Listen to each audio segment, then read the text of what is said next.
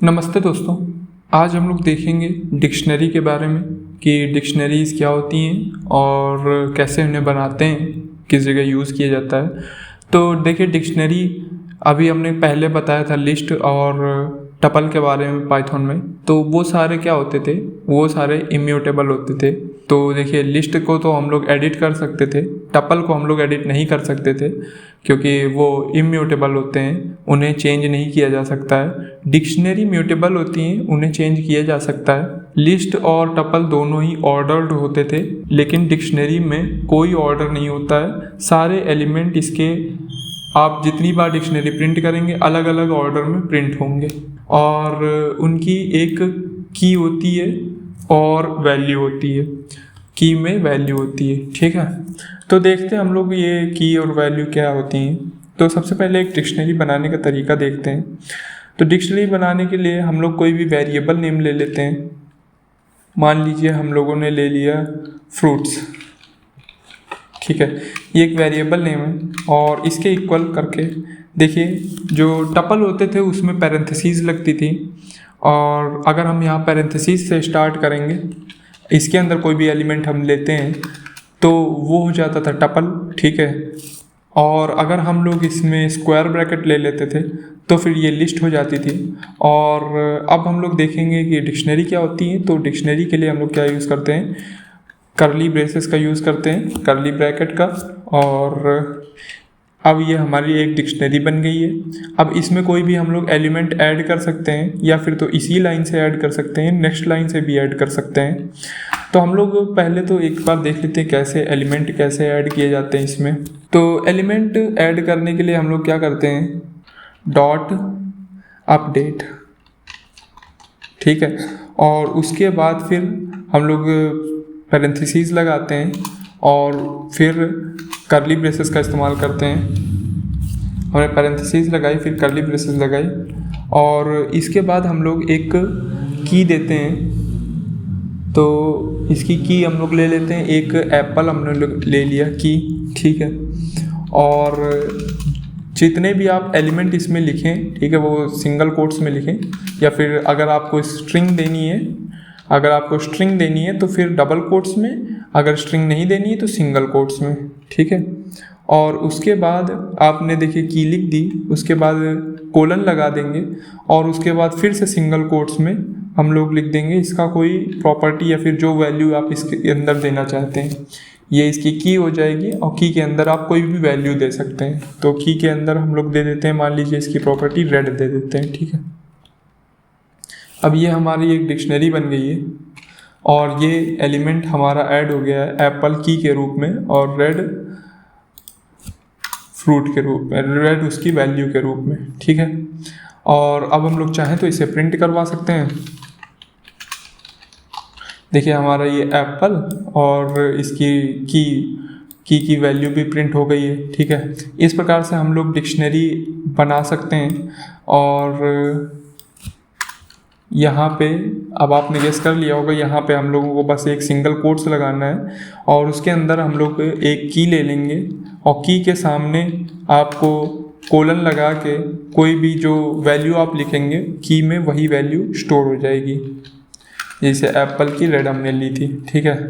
और अब हम लोग फिर से इसे प्रिंट करवाना चाहें तो प्रिंट हो जाएगा। देखिए ये फिर से प्रिंट हो गया। की वैल्यू का फ़ायदा क्या है, हम लोग केवल की दे के इसकी वैल्यू निकाल सकते हैं। देखिए हम लोग इसकी वैल्यू निकालने के लिए क्या करते हैं, फ्रूट्स, इसके बाद हम लोग एक स्क्वायर ब्रैकेट लगाते हैं। स्क्वायर ब्रैकेट के अंदर हम लोग की देते हैं जिसकी वैल्यू हमें प्रिंट करनी है और इसे सिंगल कोट्स में दे दिए। अब इसे हम लोग प्रिंट करते हैं तो देखिए क्या होता है। तो देखिए हमने की दी थी तो इसकी वैल्यू प्रिंट हो गई रेड। अब देखिए इसका फ़ायदा क्या है, मान लीजिए आपको यूज़र नेम और पासवर्ड स्टोर करना है तो आप इस पर स्टोर कर सकते हैं। कोई इंपॉर्टेंट डाटा स्टोर करना है तो आप कर सकते हैं। पाइथन में सबसे ज़्यादा डिक्शनरीज़ का यूज़ किया जाता है क्योंकि जो डाटा होता है वो काफ़ी ज़्यादा होता है और डिक्शनरी बहुत तेज़ होती हैं। उनसे लिस्ट से तो काफ़ी तेज़ होती हैं, लिस्ट और टपल से काफ़ी तेज़ होती हैं और कम जगह घेरती हैं। काफ़ी फ़ायदा होता है डिक्शनरी का। तो डिक्शनरी का यूज़ सबसे ज़्यादा किया जाता है पाइथन में, जहाँ पे भी कोडिंग होती है या फिर प्रोग्राम बनते हैं सबसे ज़्यादा ऐप्स या फिर लिस्ट जो भी वेबसाइट होते हैं डाटा सेंटर, वो डिक्शनरी का यूज़ ज़्यादा करते हैं क्योंकि तेज़ होती हैं। तो इस प्रकार से हम लोग इसका डाटा निकाल सकते हैं जो भी अंदर है, ठीक है। तो चलिए देखते हैं नेक्स्ट कुछ कमांड। हम लोग पहले कुछ लिस्ट बना लेते हैं, थोड़ी ज़्यादा वैल्यू लिख लेते हैं, कॉमा लगा के हम लोग लिख सकते हैं कोई भी नेक्स्ट एलिमेंट हम लोग ले लेते हैं। मान लीजिए नेक्स्ट हम लोग ले लेते हैं बनाना, और इसमें हम लोग स्टोर करेंगे येलो, ग्रेप कैसे होते हैं, ग्रीन होते हैं,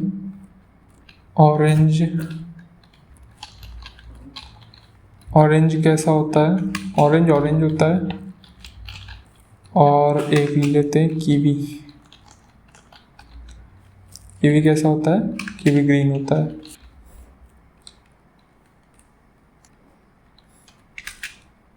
तो ये हमारे कुछ डिक्शनरी हैं, और डिक्शनरी में इसकी की है और वैल्यू है। और अब हम लोग क्या कर सकते हैं, इसके कई कमांड होते हैं वो हम लोग देख सकते हैं। हाँ, आप इसकी कॉमा लगा के आप इसको नीचे भी लिख सकते हैं सारे एलिमेंट ऐसे, ठीक है। या तो एक लाइन में लिख सकते हैं या फिर नीचे लिख सकते हैं, जैसा आपको मन करे वैसे लिख सकते हैं। अब मान लीजिए आपको सारी की देखनी थी कि की कौन कौन सी हैं, मान लीजिए कि सारी की आपको प्रिंट करवानी है, तो फिर कैसे करते हैं, हम लोग लिखेंगे प्रिंट, और उसके बाद हम लोग यहाँ लिखेंगे लिस्ट का नाम फ्रूट्स, डॉट लगा के हम लोग की लिख देंगे, और फिर ब्रैकेट लगा देंगे, डॉट लगाना था, डॉट ऑपरेटर, ठीक है। अब इसे प्रिंट करके देखते हैं क्या होता है। तो देखिए जो हमारी डिक्शनरी की है वो प्रिंट हो गई, कौन कौन सी, एप्पल, बनाना, ग्रेप, ऑरेंज, कीवी। ऐसे ही अगर आपको केवल वैल्यू इसकी प्रिंट करवानी थी तो वो भी हम लोग कर सकते हैं, यहाँ पे वैल्यू लिख के। तो देखिए हमारी की और वैल्यू दोनों प्रिंट हो गई, क्योंकि शुरुआत वाली लाइन में की का ऑप्शन है प्रिंट करने का और इधर वैल्यू का प्रिंट करने का ऑप्शन है, तो फिर हमारी की और वैल्यू दोनों प्रिंट हो गई। अब इसे हम लोग हटा सकते हैं। अब हम लोग देखते हैं कि मान लीजिए आपने कोई ऐसी की डाली है जो इसमें है नहीं, तो फिर क्या होता है, प्रिंट फ्रूट्स, बिग ब्रैकेट में हम लोग लिखते थे की। अब मान लीजिए कोई हमने ऐसा फ्रूट लिखा है जो हमारे डिक्शनरी में नहीं है, जैसे कि मैंगो। अब इसे रन करके देखते हैं, तो देखिए हमारे जो है एरर आ गई हमारे पास कि ये लिस्ट में है ही नहीं, ठीक है। अगर आपने इसके बाद कोई प्रोग्राम लिख रखा है, जैसे कि आप कोड लिखते हैं तो आपने कोई दूसरा भी प्रोग्राम लिख रखा है कि भाई इसके बाद एप्पल को प्रिंट करो, तो क्या होगा, वो रन नहीं करेगा। एक बार रन करते हैं तो देखिए केवल हमें एक एरर मिल के आ गई और यहाँ से प्रोग्राम सारा बंद हो गया, इसके बाद चल नहीं पाया, तो फिर प्रोग्राम हमारा नीचे की लाइन में पहुँचा ही नहीं। तो उसको रोकने के लिए हम लोग क्या करेंगे, हम लोग एक काम करते हैं कि यहाँ पे डॉट गेट का यूज़ करते हैं, ठीक है। डॉट गेट ये करता है कि हमें की वैल्यू ला के देता है, अगर नहीं होती है तो वो एरर नहीं देता है, ठीक है, वो केवल प्रिंट करवा देता है। मान लीजिए गेट हमने मैंगो किया, ठीक है, मैंगो ढूंढना चाहा जो कि नहीं है इसमें, तो फिर हमें क्या होगा, हमें एरर नहीं मिलेगा और हमारा कोड रन करना बंद नहीं करेगा, रन करता रहेगा अगर की ना मिले तब भी। तो देखिए क्या हुआ कि जैसे ही हमने इसे प्रिंट किया तो इसे तो मिला नहीं, मैंगो नाम का कोई की है नहीं इस डिक्शनरी में, तो इसने नन दे दिया और हमारा कोड आगे रन करना चलता रहा और हम लोगों का रेड प्रिंट हो गया, ठीक है, एप्पल की वैल्यू प्रिंट हो गई। तो देखिए ये सारे डिफ़ॉल्ट फंक्शन है पाइथन के, जितने भी अभी तक हमने बताए आपको सारे डिफ़ॉल्ट फंक्शन है। देखिए आप देख सकते हैं हमने ऊपर कोई भी लाइब्रेरी मेंशन नहीं की है। तो पाइथन में काफ़ी सारे डिफ़ॉल्ट फंक्शन है जब इसकी लैंग्वेज बनाई गई थी और करंटली अपडेट करी जाती है हर समय। इसके कुछ कई सारे डिफ़ॉल्ट फंक्शन दिए जाते हैं जो कि फंक्शन बनाने में या फिर लाइब्रेरी से कोड बनाने में सहायता करते हैं। तो डिफ़ॉल्ट फंक्शन इसका ये भी है कि डॉट गेट से हम लोग नन भी प्रिंट करवा सकते हैं। तो फिर अब हम लोग नेक्स्ट देखते हैं। अब मान लीजिए कि इसे हटा देते हैं। अब आपको अगर पूरी डिक्शनरी प्रिंट करवानी है, की और वैल्यू दोनों साथ साथ, तो फिर हम लोग कैसे करते थे, प्रिंट और डिक्शनरी का नाम यूज़ कर लेते थे और इसे रन करते थे, तो हमारी जो वैल्यू है और की दोनों साथ में प्रिंट हो सकती है। ठीक है। और एक और चीज़ भी हम लोग कर सकते हैं, डॉट आइटम्स का यूज़ कर सकते हैं और फिर स्मॉल ब्रैकेट लगा देंगे। तो इससे क्या होगा, इससे हमारी डिक्शनरी के आइटम ऐसे प्रिंट हो जाएंगे एक छोटे ब्रैकेट में और अच्छी तरह से प्रिंट हो जाएंगे। ठीक है। इसका कई जगह से यूज़ कर सकते हैं हम लोग, लूप्स में और इटरेशन में लूप यूज़ कर सकते हैं। ठीक है। अब हम लोग देख लेते हैं फोर लूप में कैसे इसे इटरेट करवाया जाता है। तो फोर लूप में इटरेट करने के लिए फोर हम लोग लिखते हैं और फिर की लिखेंगे, की और उसके बाद डॉट कॉमा लगा के वैल्यू लिखेंगे, की वैल्यू इन, और उसके बाद हम लोग लिखेंगे फ्रूट डॉट आइटम, और उसके बाद फिर ब्रैकेट लगा के हम लोग इसे छोड़ देंगे। ठीक है। कोलन लगाना मत भूलिएगा। तो ये हमने फोर लूप बना लिया है। अब फोर लूप क्या करेगा, हर एक की और वैल्यू के लिए इटरेट करेगा एक बार लूप। ठीक है। तो हम लोग देखते हैं कैसे इटरेट होता है प्रिंट करके। प्रिंट कमांड प्रिंट करता है कोई भी वैल्यूज़, तो हम वो प्रिंट कर सकते हैं। क्या प्रिंट कर सकते हैं, की और वैल्यू उनकी प्रिंट कर सकते हैं जो कि उसमें स्टोर होंगी। तो एक बार रन करते हैं टर्मिनल पे जाके।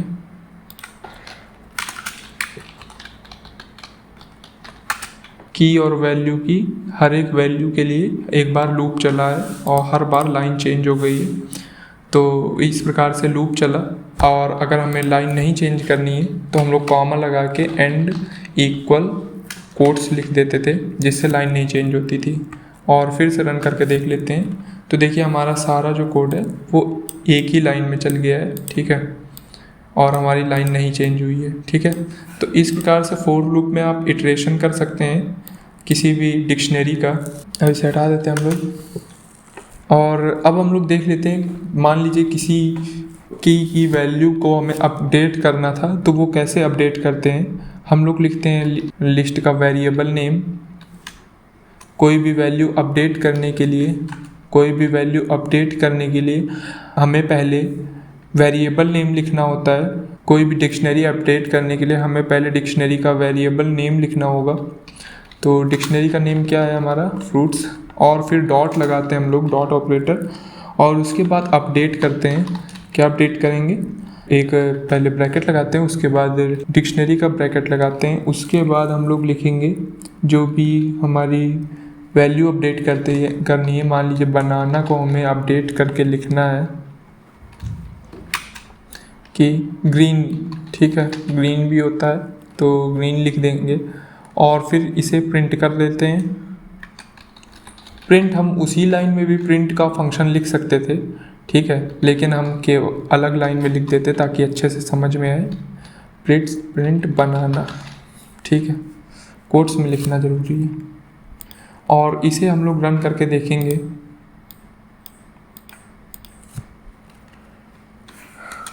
तो क्या होगा, देखिए बनाना जो है अब येलो की बजाय ग्रीन हो गया है, क्योंकि हमने अपडेट फंक्शन का यूज़ किया था। इस प्रकार से आप कोई भी जो वैल्यू है उसे चेंज कर सकते हैं। ठीक है। की मदद से आप कोई भी वैल्यू चेंज कर सकते हैं। और अगर की आपको हटानी है, मान लीजिए की चेंज करनी है, तो की कैसे चेंज करेंगे, हम लोग पहले की और वैल्यू दोनों चीज़ हटा देंगे और उसके बाद हम लोग इसे नई की डाल के सेव कर लेंगे, तब हमारी नई लिस्ट में नई की और वैल्यू सेव हो जाएगी। ठीक है। तो सबसे पहले देख लेते हैं कि हम लोग कैसे पूरी एक की और वैल्यू साथ साथ हटाते हैं। ठीक है। तो हमें लिखना पड़ेगा नेम, डिक्शनरी नेम, और फिर डॉट पॉप का इस्तेमाल करते हैं। पॉप लिखने के बाद हम लोग पैरेंथेसिस लगाते हैं। पैरेंथेसिस के अंदर हम लोग वो की लिखते हैं जो हमें हटानी है हमारी लिस्ट से। हमारी लिस्ट कहाँ है, ये लिस्ट है, और इसमें मान लीजिए हमें ऑरेंज हटाना है तो और ग्रेप मान लीजिए हटाना है तो ग्रेप हम लिखेंगे और बस ये पॉप क्या करेगा, पॉप ग्रेप की और वैल्यू इसकी दोनों चीज़ें हटा देगा। चलिए इसे रन करके देख लेते हैं।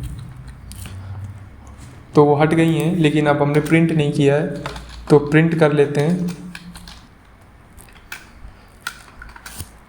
और अब इसे रन करके देख लेते हैं। तो देखिए हमारा जो ग्रेप था वो हट गया है, यहाँ से हमारी लिस्ट से हमारा ग्रेप जो की और वैल्यू था वो दोनों हट गए हैं। और चूँकि इसमें कोई भी क्रम नहीं होता है तो क्रम में जोड़ने का कोई फंक्शन नहीं है इसका, ठीक है।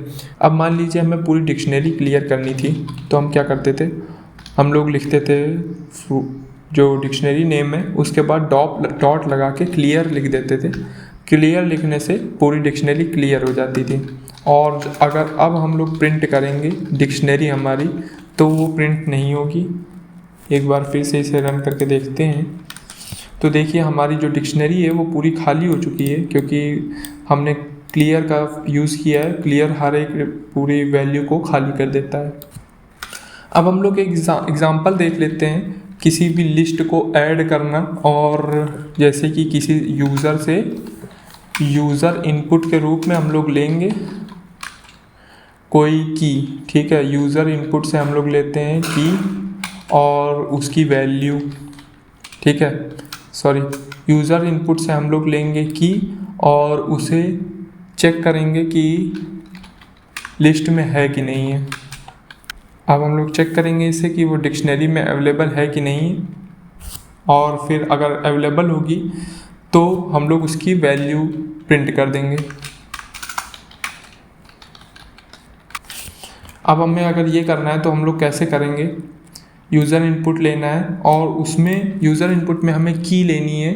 एक लिस्ट हम लोग पहले बनाएंगे जो भी पहले से डाटा है हमारे पास उससे, और उसमें एक की खूब सारी रखेंगे और फिर यूज़र से इनपुट लेंगे और डिक्शनरी में देखेंगे कि वो की है कि नहीं है। अगर होगी तो हम उसका डाटा उसको दे देंगे की के साथ। इसे करने के लिए हम लोग एक फंक्शन लिखेंगे जिसमें तो पहले तो एक फ्रूट की डिक्शनरी ले लेंगे। फ्रूट की डिक्शनरी लेने के बाद हम लोग एक इनपुट लेंगे यूज़र से कि भैया एक इनपुट दीजिए, एक फ्रूट का नाम या फिर जो भी आपकी की वैल्यू है उसको दें, ठीक है। उसके बाद हम लोग इफ़ कंडीशनल का इस्तेमाल करेंगे।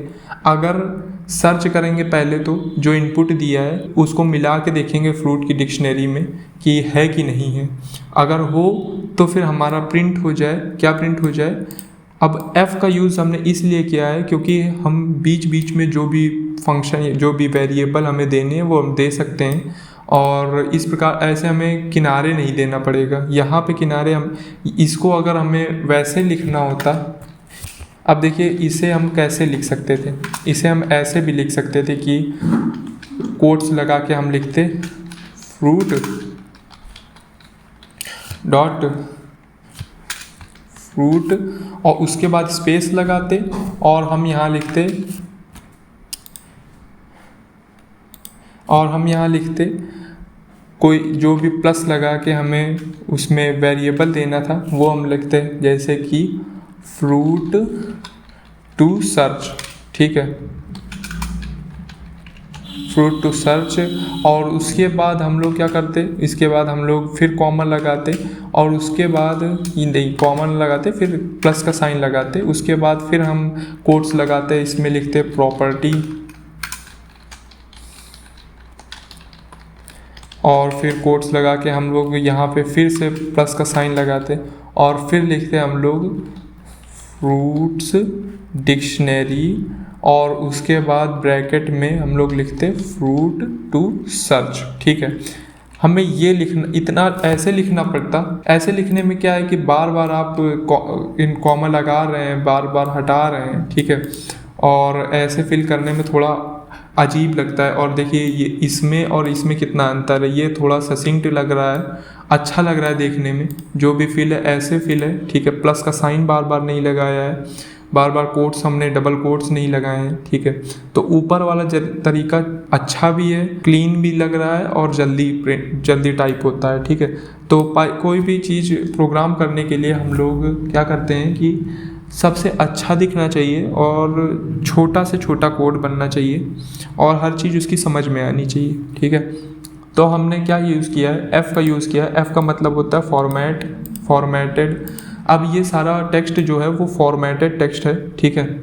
इसमें जो भी वेरिएबल लिखे हैं उस वेरिएबल को हटा के इसमें फॉर्मेट करके वेरिएबल की वैल्यू लिखी जाएगी। अब फ्रूट टू सर्च में क्या वैल्यू है, फ्रूट टू सर्च में इनपुट वैल्यू है जो हमने दी थी, ठीक है। और फ्रूट डिक्शनरी में जाएंगे, फ्रूट डिक्शनरी और फिर ब्रैकेट में फ्रूट टू सर्च, जो हमें फ्रूट के सर्च की वैल्यू मिली है वो यहाँ पे लिखी होगी और उसके बाद सर्च करके इसकी वैल्यू यहाँ पे लिखी जाएगी, ठीक है।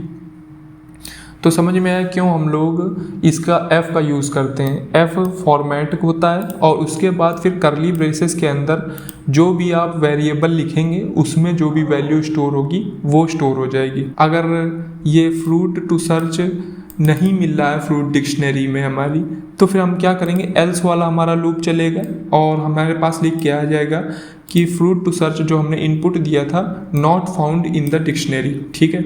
तो चलिए एक बार हम लोग इसे रन करके देख लेते हैं क्या होता है। तो फ्रूट नेम मान लीजिए कि लिस्ट देख लेते हैं, पहले एक सही फ्रूट दे देते हैं, बनाना दे देते हैं। तो हमें उसकी प्रॉपर्टी मिल गई फ्रूट और बनाना की। ये लाइन हमारे पास लिख के आ गई जिसमें फ्रूट नेम और बनाना और उसका प्रॉपर्टी सब कुछ लिखा हुआ है। अब मान लीजिए हमसे एक गलत फ्रूट टाइप हो जाता है जो कि लिस्ट में नहीं है, मान लीजिए मैंगो, तो हमें क्या लिख के आएगा मैसेज, हमें लिख के आएगा mango not found in dictionary, ठीक है। तो इस प्रकार से आप जो हमने फंक्शन बताए हैं उसका यूज़ करके डिक्शनरी बना सकते हैं, कंट्रोल कर सकते हैं। तो डिक्शनरी में आप लोग म्यूटेबल और इम्यूटेबल दोनों टाइप के वेरिएबल डाल सकते हैं। मान लीजिए यहाँ पे आपको लिस्ट देनी है तो लिस्ट भी दे सकते हैं और टपल देने तो टपल भी दे सकते हैं। तो इस प्रकार से हम लोग डिक्शनरी बनाते हैं और उसका यूज़ करते हैं। तो आज के लिए बस इतना ही, बाकी कल मिलते हैं। नमस्ते।